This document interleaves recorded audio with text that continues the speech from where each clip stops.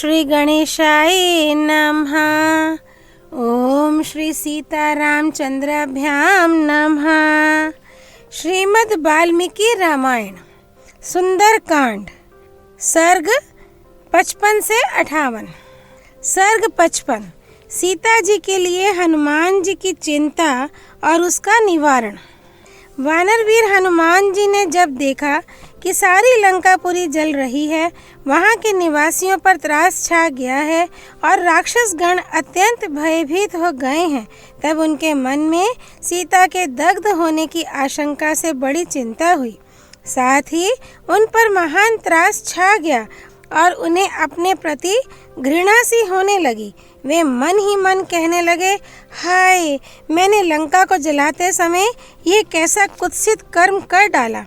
जो महामनस्वी महात्मा पुरुष उठे हुए कोप को अपनी बुद्धि के द्वारा उसी प्रकार रोक देते हैं जैसे साधारण लोग जल से प्रज्वलित अग्नि को शांत कर देते हैं, वे ही इस संसार में धन्य हैं। क्रोध से भर जाने पर कौन पुरुष पाप नहीं करता। क्रोध के वशीभूत हुआ मनुष्य गुरुजनों की भी हत्या कर सकता है। क्रोधी मानव साधु पुरुषों पर भी कटु वचनों द्वारा आक्षेप करने लगता है। अधिक कुपित हुआ मनुष्य कभी इस बात का विचार नहीं करता कि मुंह से क्या कहना चाहिए और क्या नहीं। क्रोधी के लिए कोई ऐसा बुरा काम नहीं जिसे वह ना कर सके और कोई ऐसी बुरी बात नहीं जिसे वह मुंह से ना निकाल सके। जो हृदय में उत्पन्न हुए क्रोध को क्षमा के द्वारा उसी तरह निकाल देता है जैसे सांप अपनी पुरानी केंचुल को छोड़ देता है, वही पुरुष कहलाता है। मेरी बुद्धि बड़ी खोटी है, मैं निर्लज और महान पापाचारी हूँ। मैंने सीता की रक्षा का कोई विचार ना करके लंका में आग लगा दी और इस तरह अपने स्वामी की ही हत्या कर डाली। मुझे धिक्कार है। यदि यह सारी लंका जल गई तो आर्या जानकी भी निश्चय ही उसमें दग्ध हो गई होंगी। ऐसा करके मैंने अनजान में अपने स्वामी का सारा काम ही चौपट कर डाला। जिस कार्य की सिद्धि के लिए ये सारा उद्योग किया गया था, वह कार्य ही मैंने नष्ट कर दिया, क्योंकि लंका जलाते समय मैंने सीता की रक्षा नहीं की। इसमें संदेह नहीं कि यह लंका दहन एक छोटा सा कार्य शेष रह गया था जिसे मैंने पूर्ण किया, परंतु क्रोध से पागल होने के कारण मैंने श्री रामचंद्र जी के कार्य की तो जड़ ही काट डाली। लंका का कोई भी भाग ऐसा नहीं दिखाई देता जहां आग न लगी हो। सारी पूरी ही मैंने भस्म कर डाली है, अतः जानकी नष्ट हो गई, ये बात स्वतः स्पष्ट हो जाती है। यदि अपनी विपरीत बुद्धि के कारण मैंने सारा काम चौपट कर दिया तो यहीं आज मेरे प्राणों का भी विसर्जन हो जाना चाहिए। यही मुझे अच्छा जान पड़ता है। क्या मैं अब जलती आग में कूद पड़ूं या वडवानल के मुख में अथवा समुद्र में निवास करने वाले जल जंतुओं को ही यहाँ अपना शरीर समर्पित कर दूं। जब मैंने सारा कार्य ही नष्ट कर दिया, तब अब जीते जी कैसे वानरराज सुग्रीव अथवा उन दोनों पुरुष सिंह श्री राम और लक्ष्मण का दर्शन कर सकता हूँ या उन्हें अपना मुंह दिखा सकता हूँ। मैंने रोष के दोष से तीनों लोकों में विख्यात इस वानरोचित चपलता का ही यहाँ प्रदर्शन किया है। ये राजस भाव कार्य साधन में असमर्थ और अव्यवस्थित है, इसे धिक्कार है, क्योंकि इस रजोगुण मूलक क्रोध के ही कारण समर्थ होते हुए भी मैंने सीता की रक्षा नहीं की। सीता के नष्ट हो जाने से वे दोनों भाई श्री राम और लक्ष्मण भी नष्ट हो जाएंगे। इन दोनों का नाश होने पर बंधु बांधवों सहित सुग्रीव भी जीवित नहीं रहेंगे। फिर इसी समाचार को सुन लेने पर भ्रातृवत्सल धर्मात्मा भरत और शत्रुघ्न भी कैसे जीवन धारण कर सकेंगे। इस प्रकार धर्मनिष्ठ इक्ष्वाकु वंश के नष्ट हो जाने पर सारी प्रजा भी शोक संताप से पीड़ित हो जाएगी, इसमें संशय नहीं है। अतः सीता की रक्षा न करने के कारण मैंने धर्म और अर्थ के संग्रह को नष्ट कर दिया, अतः मैं बड़ा भाग्यहीन हूँ। मेरा हृदय रोष दोष के वशीभूत हो गया है, इसलिए मैं अवश्य ही समस्त लोक का विनाशक हो गया हूँ। मुझे संपूर्ण जगत के विनाश के पाप का भागी होना पड़ेगा। इस प्रकार चिंता में पड़े हुए हनुमान जी को कई शुभ शकुन दिखाई पड़े, जिनके अच्छे फलों का वे पहले भी प्रत्यक्ष अनुभव कर चुके थे। अतः वे फिर इस प्रकार सोचने लगे, अथवा संभव है सर्वांग सुंदरी सीता अपने ही तेज से सुरक्षित हो। कल्याणी जनक नंदिनी का नाश कदापि नहीं होगा, क्योंकि आग आग को नहीं जलाती है। सीता अमित तेजस्वी धर्मात्मा भगवान श्री राम की पत्नी है। वे अपने चरित्र के बल से, पातिव्रत्य के प्रभाव से सुरक्षित हैं। आग उन्हें छू भी नहीं सकती। अवश्य श्री राम के प्रभाव तथा विधेय नंदिनी सीता के पुण्य बल से ही यह दाहक अग्नि मुझे नहीं जला सकी है। फिर जो भरत आदि तीनों भाइयों की आराध्य देवी और श्री रामचंद्र जी की हृदय वल्लभा हैं, वे आग से कैसे नष्ट हो सकेंगी। ये दाहक और अविनाशी अग्नि सर्वत्र अपना प्रभाव रखती है, सबको जला सकती है।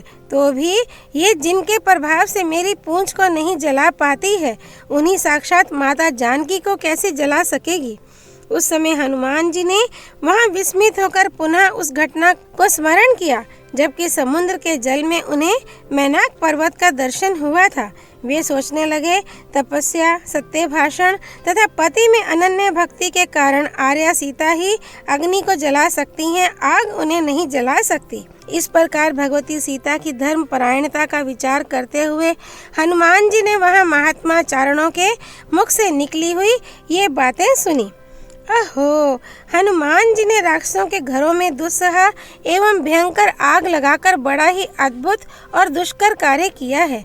घर में से भागे हुए राक्षसों, स्त्रियों, बालकों और वृद्धों से भरी हुई सारी लंका जन कोलाहल से परिपूर्ण हो चीत्कार करती हुई सी जान पड़ती है।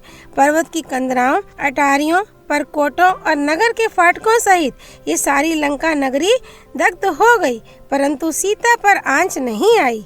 ये हमारे लिए बड़ी अद्भुत और आश्चर्य की बात है। हनुमान जी ने जब चारणों के कहे हुए ये अमृत के समान मधुर वचन सुने, तब उनके हृदय में तत्काल हर्षोल्लास छा गया। अनेक बार के प्रत्यक्ष अनुभव किए हुए शुभ शकुनों, महान गुणदायक कारणों तथा चारणों के कहे हुए पूर्वोक्त वचनों द्वारा सीता जी के जीवित होने का निश्चय करके हनुमान जी के मन में बड़ी प्रसन्नता हुई। राजकुमारी सीता को कोई क्षति नहीं पहुंची है, ये जानकर कपिवर हनुमान जी ने अपना संपूर्ण मनोरथ सफल समझा और पुनः उनका प्रत्यक्ष दर्शन करके लौट जाने का विचार किया। श्री वाल्मीकि निर्मित आर्ष रामायण आदि काव्य के सुंदरकांड में 55वां सर्ग पूरा हुआ। सर्ग 56। हनुमान जी का पुनः सीता जी से मिलकर लौटना और समुद्र को लांघना। तदनंतर हनुमान जी अशोक वृक्ष के नीचे बैठी हुई जानकी जी के पास गए और उन्हें प्रणाम करके बोले, अरे सौभाग्य की बात है कि इस समय मैं आपको सकुशल देख रहा हूँ। सीता अपने पति के स्नेह में डूबी हुई थी। वे हनुमान जी को प्रस्थान करने के लिए उद्यत जान उन्हें बारंबार देखती हुई बोली, तात निष्पाप वानर वीर, यदि तुम उचित समझो तो एक दिन और यहाँ किसी गुप्त स्थान में ठहर जाओ। आज विश्राम करके कल चले जाना। वानर परवर, तुम्हारे निकट रहने से मुझ मंदभागिनी का अपार शोक भी थोड़ी देर के लिए कम हो जाएगा। कपिश्रेष्ठ वानर शिरोमणे, जब तुम चले जाओगे तब फिर तुम्हारे आने तक मेरे प्राण रहेंगे या नहीं, इसका कोई विश्वास नहीं है। वीर, मुझ पर दुख पड़ते गए हैं। मैं मानसिक शोक से दिन दिन दुर्बल होती जा रही हूँ। अब तुम्हारा दर्शन न होना मेरे हृदय को और भी विदीर्ण करता रहेगा। वीर, मेरे सामने ये संदेह अभी तक बना ही हुआ है कि बड़े बड़े वानरों और रीछों के सहायक होने पर भी महाबली सुग्रीव इस दुर्लंघे समुद्र को कैसे पार करेंगे। उनकी सेना के वे वानर और भालू तथा वे दोनों राजकुमार श्री राम और लक्ष्मण भी इस महासागर को कैसे लांघ सकेंगे। 3 ही प्राणियों में इस समुद्र को लांघने की शक्ति है, तुम में, गरुड़ में अथवा वायु देवता में। इस कार्य संबंधी दुष्कर प्रतिबंध के उपस्थित होने पर तुम्हें क्या समाधान दिखाई देता है, बताओ, क्योंकि तुम कार्य कुशल हो। शत्रु वीरों का संहार करने वाले कपिश्रेष्ठ, इसमें संदेह नहीं कि इस कार्य को सिद्ध करने में तुम अकेले ही पूर्ण समर्थ हो, परंतु तुम्हारे द्वारा जो विजय रूप फल की प्राप्ति होगी उससे तुम्हारा ही यश बढ़ेगा, भगवान श्री राम का नहीं। परंतु शत्रु सेना को पीड़ा देने वाले श्री रामचंद्र जी यदि लंका को अपनी सेना सेना से पद दलित करके मुझे यहाँ से ले चले तो वह उनके योग्य पराक्रम होगा। अतः तुम ऐसा उपाय करो जिससे युद्धवीर महात्मा श्री रामचंद्र जी का उनके योग्य पराक्रम प्रकट हो। सीता जी की यह बात स्नेह युक्त तथा विशेष अभिप्राय से भरी हुई थी। इसे सुनकर वीर हनुमान ने इस प्रकार उत्तर दिया, देवी, वानर और भालुओं की सेनाओं के स्वामी कपिश्रेष्ठ सुग्रीव बड़े शक्तिशाली पुरुष हैं। वे तुम्हारे उद्धार के लिए प्रतिज्ञा कर चुके हैं। विदेह नंदिनी, अतः वे वानरराज सुग्रीव सहस्त्रों कोटि वानरों से घिरे हुए तुरंत यहाँ आएंगे। साथ ही वे दोनों वीर नरश्रेष्ठ श्री राम और लक्ष्मण भी एक साथ आकर अपने सहायकों से इस लंकापुरी का विध्वंस कर डालेंगे। वरारोहे, राक्षस राज रावण को उसके सैनिकों सहित काल के गाल में डालकर श्री रघुनाथ जी आपको साथ ले शीघ्र ही अपनी पुरी को पधारेंगे। इसलिए आप धैर्य धारण करें, आपका भला हो। आप समय की प्रतीक्षा करें। रावण शीघ्र ही रणभूमि में श्री राम के हाथ से मारा जाएगा, ये आप अपनी आंखों देखेंगी। पुत्र, मंत्री और भाई बंधुओं सहित राक्षस राज रावण के मारे जाने पर आप श्री रामचंद्र जी के साथ उसी प्रकार मिलेंगी जैसे रोहिणी चंद्रमा से मिलती है। वानरों और भालुओं के प्रमुख वीरों के साथ श्री रामचंद्र जी शीघ्र ही यहाँ पधारेंगे और युद्ध में शत्रुओं को जीतकर आपका सारा शोक दूर कर देंगे। विदेह नंदिनी सीता को इस प्रकार आश्वासन दे वहाँ से जाने का विचार करके पवन कुमार हनुमान ने उन्हें प्रणाम किया। वे बड़े बड़े राक्षसों को मारकर अपने महान बल का परिचय दे वहाँ ख्याति प्राप्त कर चुके थे। उन्होंने सीता को आश्वासन दे लंकापुरी को व्याकुल करके रावण को चकमा देकर उसे अपना भयानक बल दिखा वैदेही को प्रणाम करके पुनः समुद्र के बीच से होकर लौट जाने का विचार किया। अब यहाँ उनके लिए कोई कार्य बाकी नहीं रह गया था। अतः अपने स्वामी श्री रामचंद्र जी के दर्शन के लिए उत्सुक हो वे शत्रुमर्दन कपिश्रेष्ठ हनुमान पर्वतों में उत्तम अरिष्टगिरी पर चढ़ गए। ऊंचे ऊंचे पद्म के समान वर्ण वाले वृक्षों से सेवित नीली वन श्रेणियां मानो उस पर्वत का परिधान वस्त्र थीं। शिखरों पर लटके हुए श्याम मेघ उसके लिए उत्तरीय वस्त्र चादर से प्रतीत होते थे। सूर्य की कल्याणमयी किरणें प्रेम पूर्वक उसे जगाती सी जान पड़ती थीं। नाना प्रकार के धातु मानो उसके खुले हुए नेत्र थे जिनसे वह सब कुछ देखता हुआ सा स्थित था। पर्वतीय नदियों की जलराशि के गंभीर घोष से ऐसा लगता था मानो वह पर्वत सस्वर वेद पाठ कर रहा हो। अनेकानेक झरनों के कलकल नाद से वह अरिष्टगिरी स्पष्टतया गीत सा गा रहा था। ऊंचे ऊंचे देवदारू वृक्षों के कारण मानो हाथ ऊपर उठाए खड़ा था। सब और जल प्रपातों की गंभीर ध्वनि से व्याप्त होने के कारण चिल्लाता या हल्ला मचाता सा जान पड़ता था। झूमते हुए सरकंडों के श्याम वनों से वह कांपता सा प्रतीत होता था। बाजू के झुमके खाकर हिलते और मधुर ध्वनि करते बांसों से उपलक्षित होने वाला वह पर्वत मानो बांसुरी बजा रहा था। भयानक विषधर सर्पों के फुंकार से लंबी सांस खींचता सा जान पड़ता था। कुहरे के कारण गहरी प्रतीत होने वाली निश्चल गुफाओं द्वारा वह ध्यान सा कर रहा था। उठते हुए मेघों के समान शोभा पाने वाले पार्श्ववर्ती पर्वतों द्वारा सब और विचरता सा प्रतीत होता था। मेघमालाओं से अलंकृत शिखरों द्वारा वह आकाश में अंगड़ाई सी ले रहा था। अनेकानेक श्रृंगों से व्याप्त तथा बहुत सी कंदराओं से सुशोभित था। साल, ताल, कर्ण और बहुसंख्यक बांस के वृक्ष उसे सब ओर से घेरे हुए थे। फूलों के भार से लदे और फैले हुए लता वितान उस पर्वत के अलंकार थे। नाना प्रकार के पशु वहाँ सब और भरे हुए थे। विविध धातुओं के पिघलने से उसकी बड़ी शोभा हो रही थी। वह पर्वत बहुसंख्यक झरनों से विभूषित तथा राशि राशि शिलाओं से भरा हुआ था। महर्षि, यक्ष, गंधर्व, किन्नर और नागगण वहाँ निवास करते थे। लताओं और वृक्षों द्वारा वह सब ओर से आच्छादित था। उसकी कंदराओं में सिंह दहाड़ रहे थे। व्याघ्र आदि हिंसक जंतु भी वहाँ सब ओर फैले हुए थे। स्वादिष्ट फलों से लदे हुए वृक्ष और मधुर कंद मूल आदि की वहाँ बहुतायत थी। ऐसे रमणीय पर्वत पर वानर शिरोमणि पवन कुमार हनुमान जी श्री रामचंद्र जी के दर्शन की शीघ्रता और अत्यंत हर्ष से प्रेरित होकर चढ़ गए। उस पर्वत के रमणीय शिखरों पर जो शिलाएं थी वे उनके पैरों के आघात से भारी आवाज के साथ चूर चूर होकर बिखर जाती थी। उस शैलराज अरिष्ट पर आरूढ़ हो महाकपि हनुमान जी ने समुद्र के दक्षिण तट से उत्तर तट पर जाने की इच्छा से अपने शरीर को बहुत बड़ा बना लिया। उस पर्वत पर आरूढ़ होने के पश्चात वीरवर पवन कुमार ने भयानक सर्पों से सेवित उस भीषण महासागर की ओर दृष्टिपात किया।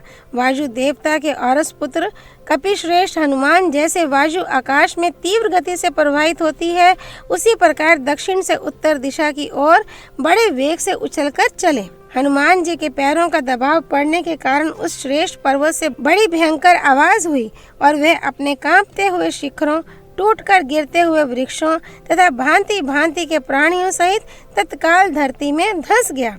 उनके महान वेग से कंपित हो फूलों से लदे हुए बहुसंख्यक वृक्ष इस प्रकार पृथ्वी पर गिर पड़े मानो उन्हें वज्र मार गया हो। उस समय उस पर्वत की कंदराओं में रहकर दबे हुए महाबली सिंहों का भयंकर नाद आकाश को फाड़ता हुआ सा सुनाई दे रहा था।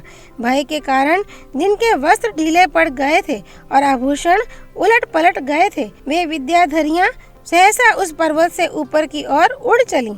बड़े बड़े आकार और चमकीली जीव वाले महाविशाल बलवान सर्प अपने फन तथा गले को दबाकर कुंडलाकार हो गए। किन्नर, नाग, गंधर्व, यक्ष और विद्याधर उस धंसते हुए पर्वत को छोड़कर आकाश में स्थित हो गए। बलवान हनुमान जी के वेग से दबकर वह शोभाशाली महीधर वृक्षों और ऊंचे शिखरों सहित रसातल में चला गया।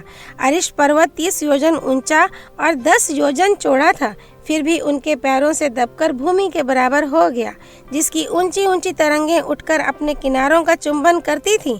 उस खारे पानी के भयानक समुद्र को लीला पूर्वक लांघे जाने की इच्छा से हनुमान जी आकाश में उड़ चले। श्री वाल्मीकि निर्मित आर्ष रामायण आदि काव्य के सुंदरकांड में 56वां सर्ग पूरा हुआ। सर्ग 57। हनुमान जी का समुद्र को लांघकर जामवान और अंगद आदि सुहृदों से मिलना। पंखधारी पर्वत के समान महान वेगशाली हनुमान जी बिना थके मांदे उस सुंदर एवं रमणीय आकाश रूपी समुद्र को पार करने लगे, जिसमें नाग, यक्ष और गंधर्व खिले हुए कमल और उत्पल के समान थे। चंद्रमा, कुमुद और सूरज जलकुक्कुट के समान थे। पुष्य और श्रवण नक्षत्र कलहंस तथा बादल सेवार और घास के तुल्य थे। पुनर्वसु विशाल मत्स्य और मंगल बड़े भारी ग्रह के सदृश थे। ऐरावत हाथी वहाँ महान द्वीप सा प्रतीत होता था। वह आकाश रूपी समुद्र स्वाति रूपी हंस के विलास से सुशोभित था तथा वायु समूह रूप तरंगों और चंद्रमा की किरण रूप शीतल जल से भरा हुआ था। हनुमान जी आकाश को अपना ग्रास बनाते हुए, चंद्रमंडल को नखों से खरोंचते हुए, नक्षत्रों तथा सूर्य मंडल सहित अंतरिक्ष को समेटते हुए, बादलों के समूह को खींचते हुए से अनायास ही अपार महासागर के पार चले जा रहे थे। उस समय आसमान में सफेद, लाल, नीले, मंजीठ के रंग के, हरे और अरुण वर्ण के बड़े बड़े मेघ शोभा पा रहे थे। वे कभी उन मेघ समूह में प्रवेश करते और कभी बाहर निकलते थे। बारंबार ऐसा करते हुए हनुमान जी छिपते और प्रकाशित होते हुए चंद्रमा के समान दृष्टिगोचर हो रहे थे। नाना प्रकार के मेघों की घटाओं के भीतर होकर जाते हुए धवला अंबरधारी वीरवर हनुमान जी का शरीर कभी दिखता था और कभी अदृश्य हो जाता था। अतः वे आकाश में बादलों की आड़ में छिपते और प्रकाशित होते चंद्रमा के समान जान पड़ते थे। बारंबार मेघ समूहों को विदीर्ण करने और उनमें होकर निकलने के कारण वे पवन कुमार हनुमान आकाश में गरुड़ के समान प्रतीत होते थे। इस प्रकार महातेजस्वी हनुमान अपने महान सिंहनाद से मेघों की गंभीर गर्जना को भी मात करते हुए आगे बढ़ रहे थे। वे प्रमुख राक्षसों को मारकर अपना नाम प्रसिद्ध कर चुके थे। बड़े बड़े वीरों को रौंदकर उन्होंने लंका नगरी को व्याकुल तथा रावण को व्यथित कर दिया था। तत्पश्चात विदेह नंदिनी सीता को नमस्कार करके वे चले और तीव्र गति से पुनः समुद्र के मध्य भाग में आ पहुँचे। वहाँ पर्वतराज सुनाभ मैनाक का स्पर्श करके वे पराक्रमी एवं महान वेगशाली वानरवीर धनुष से छूटे हुए बाण की भांति आगे बढ़ गए। उत्तर तट के कुछ निकट पहुंचने पर महागिरी महेंद्र पर दृष्टि पड़ते ही उन महाकपि ने मेघ के समान बड़े जोर से गर्जना की। उस समय मेघ की भांति गंभीर स्वर से बड़ी भारी गर्जना करके उन वानर वीर ने सब ओर से 10 दिशाओं को कोलाहल पूर्ण कर दिया। फिर वे अपने मित्रों को देखने के लिए उत्सुक होकर उनके विश्राम स्थान की ओर बढ़े और पूंछ हिलाने एवं जोर जोर से सिंहनाद करने लगे। जहाँ गरुड़ चलते हैं उसी मार्ग पर बारंबार सिंहनाद करते हुए हनुमान जी के गंभीर घोष से सूर्य मंडल सहित आकाश मानो फटा जा रहा था। उस समय वायुपुत्र हनुमान के दर्शन की इच्छा से जो शूरवीर महाबली वानर समुद्र के उत्तर तट पर पहले से ही बैठे थे, उन्होंने वायु से टकराए हुए महान मेघ की गर्जना के समान हनुमान जी का जोर जोर से सिंहनाद सुना।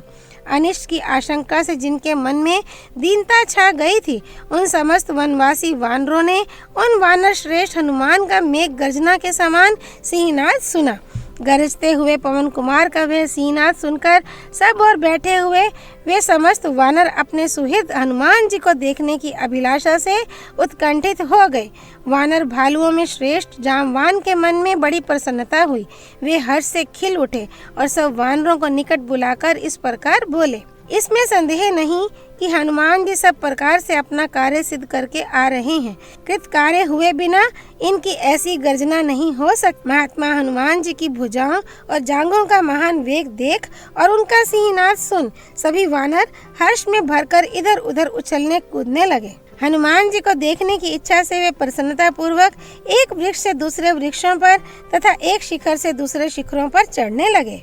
वृक्षों की सबसे ऊंची शाखा पर खड़े होकर वे प्रीति युक्त वानर अपने स्पष्ट दिखाई देने वाले वस्त्र हिलाने लगे। जैसे पर्वत की गुफाओं में अवरुद्ध हुई वायु बड़े जोर से शब्द करती है, उसी प्रकार बलवान पवन कुमार हनुमान ने गर्जना की।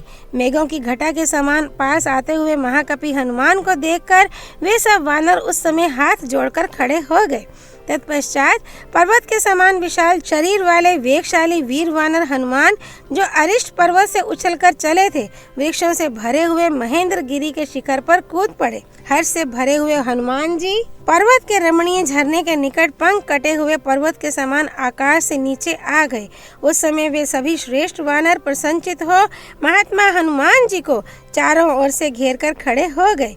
उन्हें घेर कर खड़े होने से उन सबको बड़ी प्रसन्नता हुई। वे सब वानर प्रसन्नमुख होकर तुरंत के आए हुए पवन कुमार कपिश्रेष्ठ हनुमान के पास भांति भांति की भेंट सामग्री तथा फल मूल लेकर आए और उनका स्वागत सत्कार करने लगे। कोई आनंद मगन होकर गरजने लगे, कोई किलकारियां भरने लगे और कितने ही श्रेष्ठ वानर हर्ष से भरकर हनुमान जी के बैठने के लिए वृक्षों की शाखाएं तोड़ लाए। महाकपि हनुमान जी ने जामवन आदि वृद्ध गुरुजनों तथा कुमार अंगद को प्रणाम किया। फिर जामवान और अंगद ने भी आदरणीय हनुमान जी का आदर सत्कार किया तथा दूसरे दूसरे वानरों ने भी उनका सम्मान करके उनको संतुष्ट किया। तत्पश्चात उन पराक्रमी वानर वीर ने संक्षेप में निवेदन किया, मुझे सीता देवी का दर्शन हो गया। तदनंतर वाली कुमार अंगद का हाथ अपने हाथ में लेकर हनुमान जी महेंद्र गिरी के रमणीय वन प्रांत में जा बैठे और सबके पूछने पर उन वानर शिरोमणियों से इस प्रकार बोले। जनक नंदिनी सीता लंका के अशोक वन में निवास करती हैं। वहाँ मैंने उनका दर्शन किया है।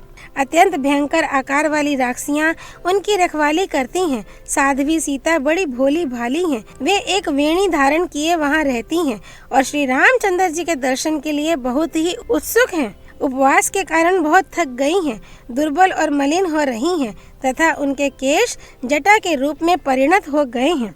उस समय सीता का दर्शन हो गया। ये वचन वानरों को अमृत के समान प्रतीत हुआ। ये उनके महान प्रयोजन की सिद्धि का सूचक था। हनुमान जी के मुख से ये शुभ संवाद सुनकर सब वानर बड़े प्रसन्न हुए। कोई हर्षनाद और कोई सिंहनाद करने लगे। दूसरे महाबली वानर गरजने लगे, कितने ही किलकारियां भरने लगे और दूसरे वानर एक की गर्जना के उत्तर में स्वयं भी गर्जना करने लगे। बहुत से कपि कुंजर हर्ष से उल्लसित हो अपनी पूंछ ऊपर उठाकर नाचने लगे। कितने ही अपनी लंबी और मोटी पूंछें घुमाने या हिलाने लगे। कितने ही वानर हर्षोल्लास से भरकर छलांगे भरते हुए पर्वत शिखरों पर वानर शिरोमणि श्रीमान हनुमान को छूने लगे। हनुमान जी की उपयुक्त बात सुनकर अंगद ने उस समय समस्त वानर वीरों के बीच में यह परम उत्तम बात कही, वानर श्रेष्ठ, बल और पराक्रम में तुम्हारे समान कोई नहीं है, क्योंकि तुम इस विशाल समुद्र को लांघकर फिर इस पार लौट आए। कपि शिरोमणे, एकमात्र तुम ही हम लोगों के जीवन दाता हो। तुम्हारे प्रसाद से ही हम सब लोग सफल मनोरथ होकर श्री रामचंद्र जी से मिलेंगे। अपने स्वामी श्री रघुनाथ जी के प्रति तुम्हारी भक्ति अद्भुत है। तुम्हारा पराक्रम और धैर्य भी आश्चर्यजनक है। बड़े सौभाग्य की बात है कि तुम श्री रामचंद्र जी की यशस्विनी पत्नी सीता देवी का दर्शन कर आए। अब भगवान श्री राम सीता के वियोग से उत्पन्न हुए शोक को त्याग देंगे, यह भी सौभाग्य का ही विषय है। तत्पश्चात सभी श्रेष्ठ वानर समुद्र लंघन, लंका, रावण एवं सीता के दर्शन का समाचार सुनने के लिए एकत्र हुए तथा अंगद, हनुमान और जामवान को चारों ओर से घेरकर पर्वत की बड़ी बड़ी शिलाओं पर आनंद पूर्वक बैठ गए। वे सब के सब हाथ जोड़े हुए थे और उन सब की आंखें हनुमान जी के मुख पर लगी थीं। जैसे देवराज इंद्र स्वर्ग में देवताओं द्वारा सेवित होकर बैठते हैं, उसी प्रकार बहुतेरे वानरों से घिरे हुए श्रीमान अंगद वहां बीच में विराजमान हुए। कीर्तिमान एवं यशस्वी हनुमान जी तथा बाहों में भुजबंद धारण किए अंगद के प्रसन्नता पूर्वक बैठने से वह ऊंचा एवं महान पर्वत शिखर दिव्य कांति से प्रकाशित हो उठा। श्री वाल्मीकि निर्मित आर्ष रामायण आदि काव्य के सुंदर कांड में 57वां सर्ग पूरा हुआ। सर्ग 58। जामवान के पूछने पर हनुमान जी का अपनी लंका यात्रा का सारा वृत्तांत सुनाना। तदनंतर हनुमान आदि महाबली वानर महेंद्रगिरी के शिखर पर परस्पर मिलकर बड़े प्रसन्न हुए। जब सभी महामनस्वी वानर वहां प्रसन्नता पूर्वक बैठ गए, तब हर्ष में भरे हुए जामवान ने उन पवन कुमार महाकपि हनुमान से प्रेम पूर्वक कार्य सिद्धि का समाचार पूछा। महाकपे, तुमने देवी सीता को कैसे देखा? वे वहाँ किस प्रकार रहती हैं और क्रूर कर्मा दशानन उनके प्रति कैसा बर्ताव करता है? ये सब बातें तुम हमें ठीक ठीक बताओ। तुमने देवी सीता को किस प्रकार ढूंढ निकाला और उन्होंने तुमसे क्या कहा? इन सब बातों को सुनकर हम लोग आगे के कार्यक्रम का निश्चित रूप से विचार करेंगे। वहाँ किष्किंधा में चलने पर हम लोगों को कौन सी बात कहनी चाहिए और किस बात को गुप्त रखना चाहिए? तुम बुद्धिमान हो, इसलिए तुम ही इन सब बातों पर प्रकाश डालो। जामवान के इस प्रकार पूछने पर हनुमान जी के शरीर में रोमांच हो आया। उन्होंने सीता देवी को मन ही मन मस्तक झुकाकर प्रणाम किया और इस प्रकार कहा, मैं आप लोगों के सामने ही समुद्र के दक्षिण तट पर जाने की इच्छा से सावधान हो महेंद्र पर्वत के शिखर से आकाश में उछला था। आगे बढ़ते ही मैंने देखा एक परम मनोहर दिव्य सुवर्णमय शिखर प्रकट हुआ है, जो मेरी राह रोक कर खड़ा है। वह मेरी यात्रा के लिए भयानक विघ्न सा प्रतीत हुआ। मैंने उसे मूर्तिमान विघ्न ही माना। उस दिव्य उत्तम सुवर्णमय पर्वत के निकट पहुंचने पर मैंने मन ही मन यह विचार किया कि मैं इसे विदीर्ण कर डालूं। फिर तो मैंने अपनी पूंछ से उस पर प्रहार किया। उसकी टक्कर लगते ही उस महान पर्वत के सूर्य तुल्य तेजस्वी शिखर के सहस्त्रों टुकड़े हो गए। मेरे उस निश्चय को समझकर महागिरी मैनाक ने मन को आह्लादित सा करते हुए मधुर वाणी में पुत्र कहकर मुझे पुकारा और कहा, मुझे अपना चाचा समझो। मैं तुम्हारे पिता वायु देवता का मित्र हूँ। मेरा नाम मैनाक है और मैं यहाँ महासागर में निवास करता हूँ। बेटा, पूर्व काल में सभी श्रेष्ठ पर्वत पंखधारी हुआ करते थे। वे समस्त प्रजा को पीड़ा देते हुए अपनी इच्छा के अनुसार सब ओर विचरते रहते थे। पर्वतों का ऐसा आचरण सुनकर पाक शासन भगवान इंद्र ने वज्र से इन सहस्त्रों पर्वतों के पंख काट डाले, परंतु उस समय तुम्हारे महात्मा पिता ने मुझे इंद्र के हाथ से बचा लिया। बेटा, उस समय वायु देवता ने मुझे समुद्र में लाकर डाल दिया था, जिससे मेरे पंख बच गए। अतः शत्रुदमन वीर, मुझे श्री रघुनाथ जी की सहायता के कार्य में अवश्य तत्पर होना चाहिए, क्योंकि भगवान श्री राम धर्मात्माओं में श्रेष्ठ तथा इंद्र तुल्य पराक्रमी हैं। महात्मा मेनाक की यह बात सुनकर मैंने अपना कार्य उन्हें बताया और उनकी आज्ञा लेकर फिर मेरा मन वहां से आगे जाने को उत्साहित हुआ। महाकाय मेनाक ने उस समय मुझे जाने की आज्ञा दे दी। वह महान पर्वत भी अपने मानव शरीर से तो अंतर्हित हो गया, परंतु पर्वत रूप से महासागर में ही स्थित रहा। फिर मैं उत्तम वेग का आश्रय ले शेष मार्ग पर आगे बढ़ा और दीर्घ काल तक बड़े वेग से उस पथ पर चलता रहा। तत्पश्चात बीच समुद्र में मुझे नाग माता सुरसा देवी का दर्शन हुआ। देवी सुरसा मुझसे इस प्रकार बोली, कपिश्रेष्ठ, देवताओं ने तुम्हें मेरा भक्ष्य बताया है, इसलिए मैं तुम्हारा भक्षण करूंगी, क्योंकि सारे देवताओं ने आज तुम्हें ही मेरा आहार नियत किया है। सुरसा के ऐसा कहने पर मैं हाथ जोड़कर विनीत भाव से उसके सामने खड़ा हो गया और उदास मुख होकर यूं बोला, देवी, शत्रुओं को संताप देने वाले दशरथ नंदन श्रीमान राम अपने भाई लक्ष्मण और पत्नी सीता के साथ दंडकारण्य में आए थे। वहां दुरात्मा रावण ने उनकी पत्नी सीता को हर लिया। मैं इस समय श्री रामचंद्र जी की आज्ञा से दूत होकर उन्हीं सीता देवी के पास जा रहा हूँ। तुम भी श्री रामचंद्र जी के ही राज्य में रहती हो, इसलिए तुम्हें उनकी सहायता करनी चाहिए, अथवा मैं मिथिलेश कुमारी सीता तथा अनायास ही महान कर्म करने वाले श्री रामचंद्र जी का दर्शन करके तुम्हारे मुख में आ जाऊंगा। ये तुमसे सच्ची प्रतिज्ञा करके कहता हूँ। मेरे ऐसा कहने पर इच्छानुसार रूप धारण करने वाली सुरसा बोली, मुझे यह वर मिला हुआ है कि मेरे आहार के रूप में निकट आया हुआ कोई भी प्राणी मुझे टालकर आगे नहीं जा सकता। जब सुरसा ने ऐसा कहा उस समय मेरा शरीर 10 योजन बड़ा था, किंतु एक ही क्षण में मैं उससे ड्योढ़ा बड़ा हो गया। तब सुरसा ने भी अपने मुंह को मेरे शरीर की अपेक्षा अधिक फैला लिया। उसके फैले हुए मुंह को देखकर मैंने फिर अपने स्वरूप को छोटा कर लिया। उसी मुहूर्त में मेरा शरीर अंगूठे के बराबर हो गया। फिर तो मैं सुरसा के मुंह में शीघ्र ही घुस गया और तत्क्षण बाहर निकल आया। उस समय सुरसा देवी ने अपने दिव्य रूप में स्थित होकर मुझसे कहा, सौम्य कपिश्रेष्ठ, अब तुम कार्य सिद्धि के लिए सुखपूर्वक यात्रा करो और विदेह नंदिनी सीता को महात्मा रघुनाथ जी से मिलाओ। महाबाहु वानर, तुम सुखी रहो, मैं तुम पर बहुत प्रसन्न हूँ। उस समय सभी प्राणियों ने साधु साधु कहकर मेरी भूरी भूरी प्रशंसा की। तत्पश्चात मैं गरुड़ की भांति उस विशाल आकाश में फिर उड़ने लगा। उस समय किसी ने मेरी परछाई पकड़ ली, किंतु मैं किसी को देख नहीं पाता था। छाया पकड़ी जाने से मेरा वेग अवरुद्ध हो गया, अतः मैं 10 दिशाओं की ओर देखने लगा, परंतु जिसने मेरी गति रोक दी थी ऐसा कोई प्राणी मुझे वहां नहीं दिखाई दिया। तब मेरे मन में यह चिंता हुई कि मेरी यात्रा में ऐसा कौन सा विघ्न पैदा हो गया जिसका यहाँ रूप नहीं दिखाई दे रहा है। इसी सोच में पड़े पड़े मैंने जब नीचे की ओर दृष्टि डाली, तब मुझे एक भयानक राक्षसी दिखाई दी जो जल में निवास करती थी।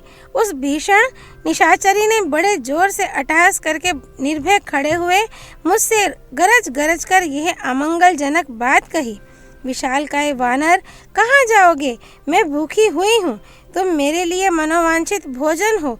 आओ, चिरकाल से निराहार पड़े हुए मेरे शरीर और प्राणों को तृप्त करो। तब मैंने बहुत अच्छा कहकर उसकी बात मान ली और अपने शरीर को उसके मुख के प्रमाण से बहुत अधिक बढ़ा लिया, परंतु उसका विशाल और भयानक मुख भी मुझे भक्षण करने के लिए बढ़ने लगा। उसने मुझे या मेरे प्रभाव को नहीं जाना तथा मैंने जो छल किया था वह भी उसकी समझ में नहीं आया। फिर तो पलक मारते मारते मैंने अपने विशाल रूप को अत्यंत छोटा बना लिया और उसका कलेजा निकालकर आकाश में उड़ गया। मेरे द्वारा कलेजे के काट लिए जाने पर पर्वत के समान भयानक शरीर वाली वह दुष्टा राक्षसी अपनी दोनों बाहें शिथिल हो जाने के कारण समुद्र के जल में गिर पड़ी। उस समय मुझे आकाशचारी सिद्ध महात्माओं की यह सौम्य वाणी सुनाई दी, अहो, इस सिंहिका नाम वाली भयानक राक्षसी को हनुमान जी ने शीघ्र ही मार डाला। उसे मारकर मैंने फिर अपने उस आवश्यक कार्य पर ध्यान दिया जिसकी पूर्ति में अधिक विलंब हो चुका था।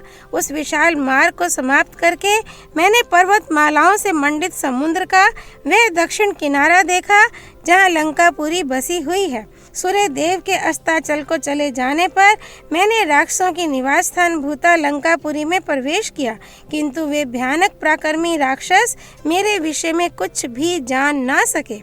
मेरे प्रवेश करते ही परले काल के मेघ की भांति काली कांति वाली एक स्त्री अट्टहास करती हुई मेरे सामने खड़ी हो गई। उसके सिर के बाल प्रज्वलित अग्नि के समान दिखाई देते थे। वह मुझे मार डालना चाहती थी।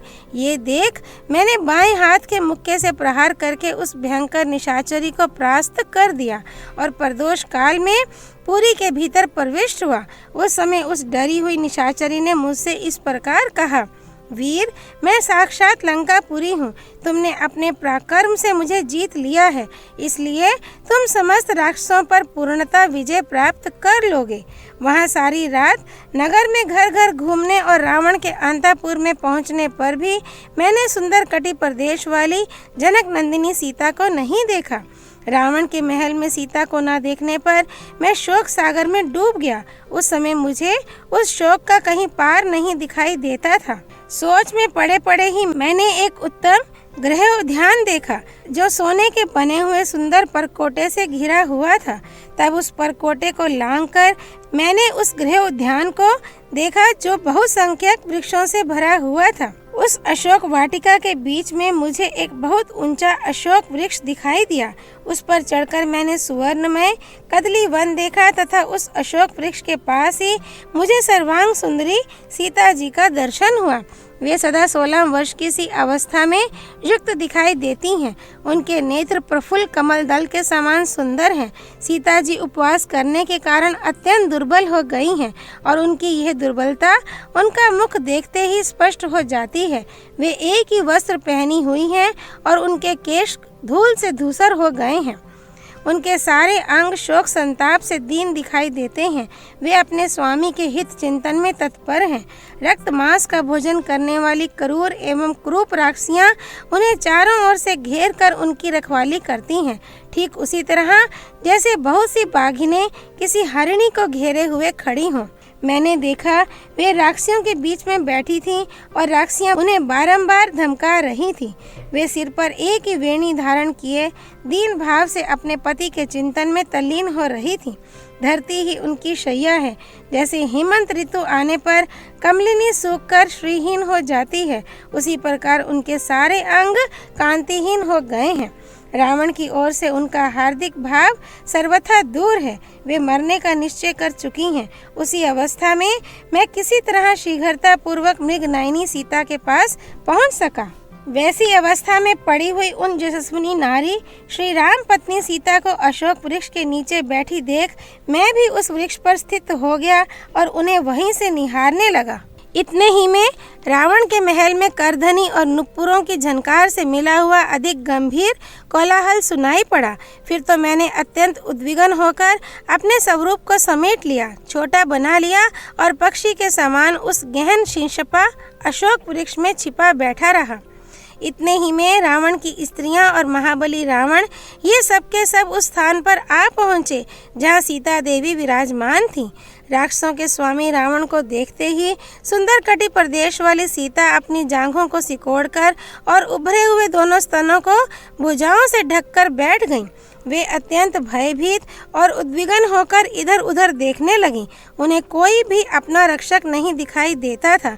भय से कांपती हुई अत्यंत दुखिनी तपस्विनी सीता के सामने जा दशमुख रावण नीचे सिर किए उनके चरणों में गिर पड़ा और इस प्रकार बोला, विदेह कुमारी, मैं तुम्हारा सेवक हूँ, तुम मुझे अधिक आदर दो। इतने पर भी अपने प्रति उनकी उपेक्षा देख वे कुपित होकर बोला, गर्वीली सीते, यदि तू घमंड में आकर मेरा अभिनंदन नहीं करेगी तो आज से 2 महीने के बाद मैं तेरा खून पी जाऊंगा। दुरात्मा रावण की यह बात सुनकर सीता ने अत्यंत कुपित हो ये उत्तम वचन कहा, नीच निशाचर, अमित तेजस्वी भगवान श्री राम की पत्नी और इक्ष्वाकु कुल के स्वामी महाराज दशरथ की पुत्र वधु से यह न कहने योग्य बात कहते समय तेरी जीभ क्यों नहीं गिर गई? दुष्पापी, तुझमें क्या पराक्रम है। मेरे पतिदेव जब निकट नहीं थे तब तू उन महात्मा की दृष्टि से छिपकर चोरी चोरी मुझे हर लाया। तू भगवान श्री राम की समानता नहीं कर सकता, तू तो उनका दास होने योग्य भी नहीं है। श्री रघुनाथ जी सर्वथा अजय, सत्यभाषी, शूरवीर और युद्ध के अभिलाषी एवं प्रशंसक हैं। जनक नंदिनी के ऐसी कठोर बात कहने पर दशमुख रावण चिता में लगी हुई आग की भांति सहसा क्रोध से जल उठा और अपनी क्रूर आंखें फाड़ फाड़ कर देखता हुआ दाहिना मुख का तान कर मिथिलेश कुमारी को मारने के लिए तैयार हो गया। ये देख उस समय वहां खड़ी हुई स्त्रियां हाहाकार करने लगी। इतने ही में उन स्त्रियों के बीच से उस दुरात्मा की सुंदरी भार्या मंदोदरी झपट कर आगे आई और उसने रावण को ऐसा करने से रोका। साथ ही उस काम पीड़ित निशाचर से मधुर वाणी में कहा, महेंद्र के समान पराक्रमी राक्षस राज, सीता से तुम्हें क्या काम है? आज मेरे साथ रमण करो। जनक नंदिनी सीता मुझसे अधिक सुंदरी नहीं है। प्रभु, देवताओं, गंधर्वों और यक्षों की कन्याएं हैं, इनके साथ रमण करो। सीता को लेकर क्या करोगे?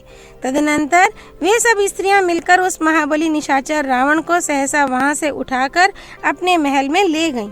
दशमुख रावण के चले जाने पर विकराल मुख वाली राक्षसियां अत्यंत दारुण क्रूरता पूर्ण वचनों द्वारा सीता को डराने धमकाने लगी, परंतु जानकी ने उनकी बातों को तिनके के समान तुच्छ समझा।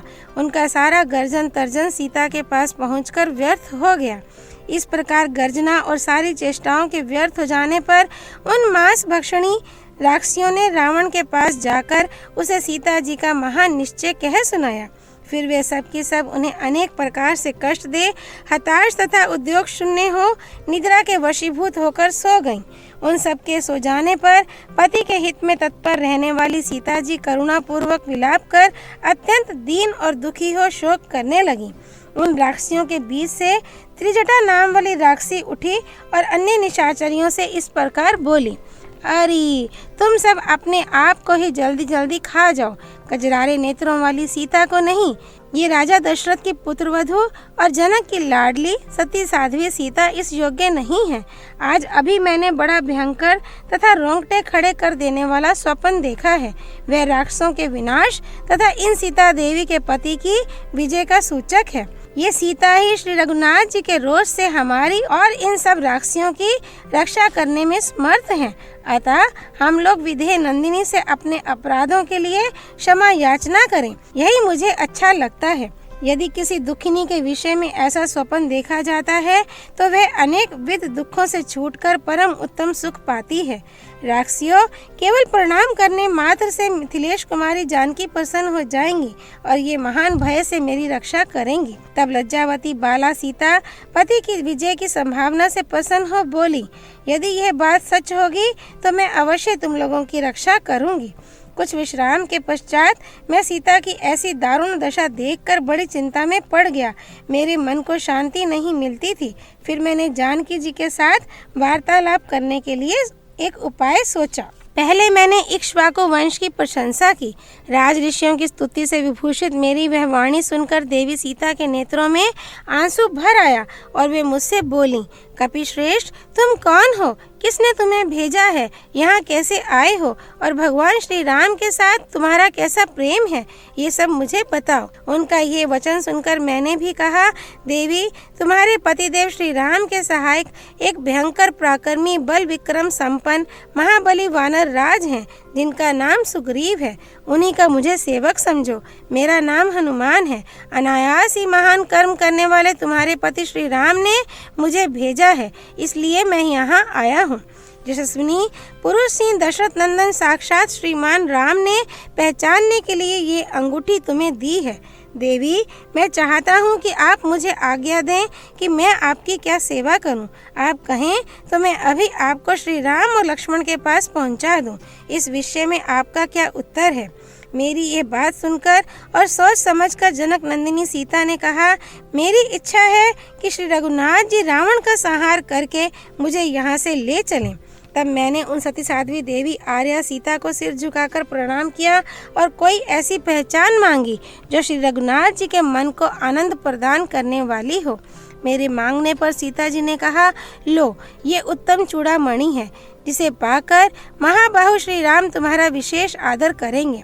ऐसा कहकर सुंदरी सीता ने मुझे वह परम उत्तम चूड़ामणि दी और अत्यंत उद्विग्न होकर वाणी द्वारा अपना संदेश कहा। तब मन ही मन यहाँ आने के लिए उत्सुक हो एकाग्रचित होकर मैंने राजकुमारी सीता को प्रणाम किया और उनकी दक्षिणावर्त परिक्रमा की। उस समय उन्होंने मन से कुछ निश्चय करके पुनः मुझे उत्तर दिया, हनुमान, तुम श्री रघुनाथ जी को मेरा सारा वृत्तांत सुनाना और ऐसा प्रयत्न करना जिससे सुग्रीव सहित वे दोनों वीर बंधु श्री राम और लक्ष्मण मेरा हाल सुनते ही अविलंब यहाँ आ जाएं। यदि इसके विपरीत हुआ तो 2 महीने तक मेरा जीवन और शेष है। उसके बाद श्री रघुनाथ जी मुझे नहीं देख सकेंगे, मैं अनाथ की भांति मर जाऊंगी। उनका ये करुणाजनक वचन सुनकर राक्षसों के प्रति मेरा क्रोध बहुत बढ़ गया। फिर मैंने शेष बचे हुए भावी कार्य पर विचार किया। तदनंतर मेरा शरीर बढ़ने लगा और तत्काल पर्वत के समान हो गया। मैंने युद्ध की इच्छा से रावण के उस वन को उजाड़ना आरंभ किया जहाँ के पशु और पक्षी घबराए और डरे हुए थे। उस उजड़े हुए वन खंड को यहाँ सोकर उठी हुई विकराल मुख वाली राक्षसियों ने देखा। उस वन में मुझे देखकर वे सब इधर उधर से जुट गईं और तुरंत रावण के पास जाकर उन्होंने वन विध्वंस का सारा समाचार कहा। महाबली राक्षस राज, एक दुरात्मा वानर ने आपके बल पराक्रम को कुछ भी न समझकर इस दुर्गम प्रमदा वन को उजाड़ डाला है। महाराज, ये उसकी दुर्बुद्धि ही है जो उसने आपका अपराध किया। आप शीघ्र ही उसके वध की आज्ञा दें जिससे वह फिर बचकर चला ना जाए।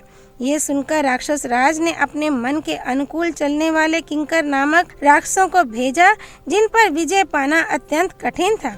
वे हाथों में शूल और मुदगर लेकर आए थे। उनकी संख्या 80,000 थी, परंतु मैंने उस वन प्रांत में एक परिघ से ही उन सबका संहार कर डाला। उनमें जो मरने से बच गए वे जल्दी जल्दी पैर बढ़ाते हुए भाग गए। उन्होंने रावण को मेरे द्वारा सारी सेना के मारे जाने का समाचार बताया। तत्पश्चात मेरे मन में एक नया विचार उत्पन्न हुआ और मैंने क्रोध पूर्वक वहाँ के उत्तम चैत्य प्रासाद को, जो लंका का सबसे सुंदर भवन था तथा जिसमें 100 खंभे लगे हुए थे, वहाँ के राक्षसों का संहार करके तोड़ फोड़ डाला। तब रावण ने घोर रूप वाले भयानक राक्षसों के साथ, जिनकी संख्या बहुत अधिक थी, प्रहस्त के बेटे जम्बूमाली को युद्ध के लिए भेजा। वह राक्षस बड़ा बलवान तथा युद्ध की कला में कुशल था, तो भी मैंने अत्यंत घोर परिघ से मारकर सेवकों सहित उसे काल के गाल में डाल दिया। ये सुनकर राक्षस राज रावण ने पैदल सेना के साथ अपने मंत्री के पुत्रों को भेजा जो बड़े बलवान थे, किंतु मैंने परिघ से ही उन सबको यमलोक भेज दिया। सम्रांगण में शीघ्रता पूर्वक पराक्रम प्रकट करने वाले मंत्री कुमारों को मारा गया सुनकर रावण ने 5 शूरवीर सेनापतियों को भेजा। उन सबको भी मैंने सेना सहित मौत के घाट उतार दिया। तब दशमुख रावण ने अपने पुत्र महाबली अक्ष कुमार को बहुत संख्यक राक्षसों के साथ युद्ध के लिए भेजा। मंदोदरी का वह पुत्र युद्ध की कला में बड़ा प्रवीण था। वह आकाश में उड़ रहा था। उसी समय मैंने सहसा उसके दोनों पैर पकड़ लिए और 100 बार घुमाकर उसे पृथ्वी पर पटक दिया। इस तरह वहां पड़े हुए कुमार अक्ष को मैंने पीस डाला। अक्ष कुमार युद्ध भूमि में आया और मारा गया। ये सुनकर दशमुख रावण ने अत्यंत कुपित हो अपने दूसरे पुत्र इंद्रजीत को, जो बड़ा ही रण दुर्मद और बलवान था, भेजा। उसके साथ आई हुई सारी सेना को और उस राक्षस शिरोमणि को भी युद्ध में हतोत्साह करके मुझे बड़ा हर्ष हुआ। रावण ने इस महाबली महाबाहु वीर को अनेक मदमत वीरों के साथ बड़े विश्वास से भेजा था। इंद्रजीत ने देखा मेरी सारी सेना कुचल डाली गई, तब उसने समझ लिया कि इस वानर का सामना करना असंभव है। अतः उसने बड़े वेग से ब्रह्मास्त्र चलाकर मुझे बांध लिया। फिर तो वहाँ राक्षसों ने मुझे रस्सियों से भी बांधा। इस तरह मुझे पकड़कर वे सब रावण के समीप ले आए। दुरात्मा रावण ने मुझे देखकर वार्तालाप आरंभ किया और पूछा, तू लंका में क्यों आया तथा राक्षसों का वध तूने क्यों किया? मैंने वहां उत्तर दिया, ये सब कुछ मैंने सीता जी के लिए किया है। प्रभु, जनक नंदिनी के दर्शन की इच्छा से ही मैं तुम्हारे महल में आया हूँ। मैं वायु देवता का औरस पुत्र हूँ, जाति का वानर हूँ और हनुमान मेरा नाम है। मुझे श्री रामचंद्र जी का दूत और सुग्रीव का मंत्री समझो। श्री रामचंद्र जी का दूत कार्य करने के लिए ही मैं यहाँ तुम्हारे पास आया हूँ। तुम मेरे स्वामी का संदेश जो मैं तुम्हें बता रहा हूँ सुनो। राक्षस राज, वानर राज सुग्रीव ने तुमसे एकाग्रता पूर्वक जो बात कही है उस पर ध्यान दो। महाभाग सुग्रीव ने तुम्हारी कुशल पूछी है और तुम्हें सुनाने के लिए ये धर्म, अर्थ एवं काम से युक्त हितकर तथा लाभदायक बात कही है। जब मैं बहुसंख्यक वृक्षों से हरे भरे ऋष्यमुख पर्वत पर निवास करता था, उन दिनों रण में महान पराक्रम प्रकट करने वाले रघुनाथ जी ने मेरे साथ मित्रता स्थापित की थी। राजन, उन्होंने मुझे बताया कि राक्षस रावण ने मेरी पत्नी को हर लिया है। उसके उद्धार के कार्य में सहायता करने के लिए तुम मेरे सामने प्रतिज्ञा करो। वाली ने जिनका राज्य छीन लिया था, उन सुग्रीव के साथ अर्थात मेरे साथ लक्ष्मण सहित भगवान श्री राम ने अग्नि को साक्षी बनाकर मित्रता की है। श्री रघुनाथ जी ने युद्ध स्थल में एक ही बाण से वाली को मारकर सुग्रीव को, मुझको उछलने कूदने वाले वानरों का महाराज बना दिया है। अतः हम लोगों को संपूर्ण हृदय से उनकी सहायता करनी है। यही सोचकर सुग्रीव ने धर्मानुसार मुझे तुम्हारे पास भेजा है। उनका कहना है कि तुम तुरंत सीता को ले आओ और जब तक वीर वानर तुम्हारी सेना का संहार नहीं करते हैं तभी तक उन्हें श्री रघुनाथ जी को सौंप दो। कौन ऐसा वीर है जिसे वानरों का यह प्रभाव पहले से ही ज्ञात नहीं है? ये वे ही वानर हैं जो युद्ध के लिए निमंत्रित होकर देवताओं के पास भी उनकी सहायता के लिए जाते हैं। इस प्रकार वानरराज सुग्रीव ने तुमसे संदेश कहा है। मेरा इतना कहते ही रावण ने रुष्ट होकर मुझे इस तरह देखा मानो अपनी दृष्टि से मुझे दग्ध कर डालेगा। भयंकर कर्म करने वाले दुरात्मा राक्षस रावण ने मेरे प्रभाव को न जानकर अपने सेवकों को आज्ञा दे दी कि इस वानर का मेरा वध कर दिया जाए। तब उसके परम बुद्धिमान भाई विभीषण ने मेरे लिए राक्षस राज रावण से प्रार्थना करते हुए कहा, राक्षस शिरोमणे, ऐसा करना उचित नहीं है।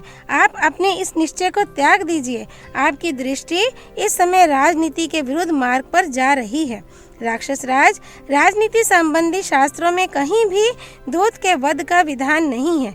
दूत तो वही कहता है जैसा कहने के लिए उसे बताया गया होता है। उसका कर्तव्य है कि वह अपने स्वामी के अभिप्राय का ज्ञान करा दे। अनुपम पराक्रमी वीर दूत का महान अपराध होने पर भी शास्त्र में उसके वध का दंड नहीं देखा गया है। उसके किसी अंग को विकृत कर देना मात्र ही बताया गया है। विभीषण के ऐसा कहने पर रावण ने उन राक्षसों को आज्ञा दी, अच्छा तो आज इसकी यह पूंछ ही जला दो। उसकी यह आज्ञा सुनकर राक्षसों ने मेरी पूंछ में सब ओर से सुतरी की रस्सियां तथा रेशमी और सूती कपड़े लपेट दिए।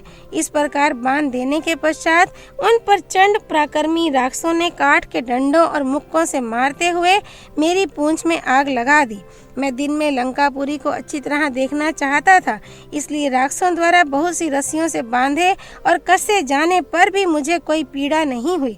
तत्पश्चात नगर द्वार पर आकर वे शूरवीर राक्षस पूंछ में लगी हुई आग से घिरे और बंधे हुए मुझको सड़क पर घुमाते हुए सब और मेरे अपराध की घोषणा करने लगे। इतने ही में अपने उस विशाल रूप को संकुचित करके मैंने अपने आप को उस बंधन से छुड़ा लिया और फिर स्वाभाविक रूप में आकर मैं वहां खड़ा हो गया।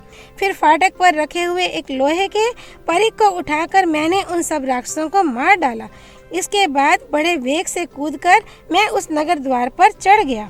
तत्पश्चात समस्त प्रजा को दग्ध करने वाली प्रलय अग्नि के समान में बिना किसी घबराहट के अटालिका और गोपुर सहित उस पुरी को अपनी जलती हुई पूंछ की आग से जलाने लगा। फिर मैंने सोचा, लंका का कोई भी स्थान ऐसा नहीं दिखाई देता है जो जला हुआ ना हो। सारी नगरी जलकर भस्म हो गई है, अतः अवश्य ही जानकी जी भी नष्ट हो गई होंगी। इसमें संदेह नहीं कि लंका को जलाते जलाते मैंने सीता जी को भी जला दिया और इस प्रकार भगवान श्री राम के इस महान कार्य को मैंने निष्फल कर दिया। इस तरह शोकाकुल होकर मैं बड़ी चिंता में पड़ गया। इतने ही में आश्चर्य युक्त वृतांत का वर्णन करने वाले चारणों की शुभ अक्षरों से विभूषित यह वाणी मेरे कानों में पड़ी कि जानकी जी इस आग से नहीं जली हैं। उस अद्भुत वाणी को सुनकर मेरे मन में ये विचार उत्पन्न हुआ, शुभ शकुनों से भी यही जान पड़ता है कि जानकी जी नहीं जली हैं, क्योंकि पूंछ में आग लग जाने पर भी अग्निदेव मुझे जला नहीं रहे हैं। मेरे हृदय में महान हर्ष भरा हुआ है और उत्तम सुगंध से युक्त मंद मंद वायु चल रही है, जिनके फलों का मुझे प्रत्यक्ष अनुभव हो चुका था। उन उत्तम शकुनों, महान गुणशाली कारणों तथा ऋषियों चारणों की प्रत्यक्ष देखी हुई बातों से भी सीता जी के सकुशल होने का विश्वास करके मेरा मन हर्ष से भर गया। तत्पश्चात मैंने पुनः विदेह नंदिनी का दर्शन किया और फिर उनसे विदा लेकर मैं अरिष्ट पर्वत पर आ गया। वहीं से आप लोगों के दर्शन की इच्छा से मैंने प्रतिप्लवन दोबारा आकाश में उड़ना आरंभ किया।